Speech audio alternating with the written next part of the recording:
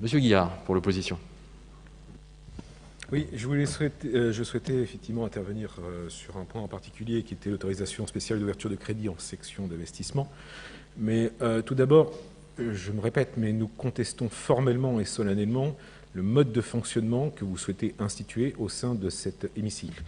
Je suis désolé, personne n'y comprend rien, notamment les administrés qui sont susceptibles de suivre les débats, et ils y ont droit. Et en termes d'intelligence et de clarté du débat, nous devons avoir un déroulé des délibérations qui se fasse de manière claire. Pour le coup, nous contestons le fait qu'il y a un mélange complet des sujets abordés.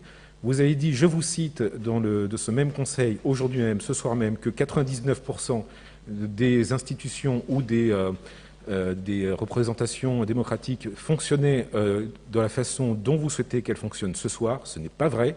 La preuve en est, ne serait-ce qu'à l'établissement public territorial, ce n'est pas le cas, ou aussi à la métropole du Grand Paris.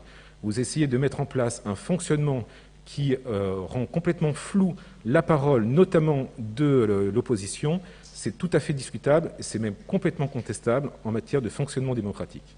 Donc nous vous demandons instamment de changer ce mode de fonctionnement et de revenir au fonctionnement antérieur, qui était celui de la présentation une par une des délibérations, de manière claire, complète, auquel nous pouvons ensuite porter un débat sincère, peut-être animé, parce que nous sommes tous animés de conviction dans cet hémicycle, mais au moins qu'il soit complet et intelligible. Je vous remercie.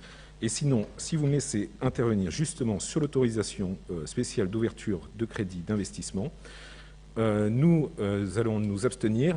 Pour le coup, nous n'avons aucune vision justement sur le budget que vous voulez mettre en place en 2021, notamment en matière d'investissement.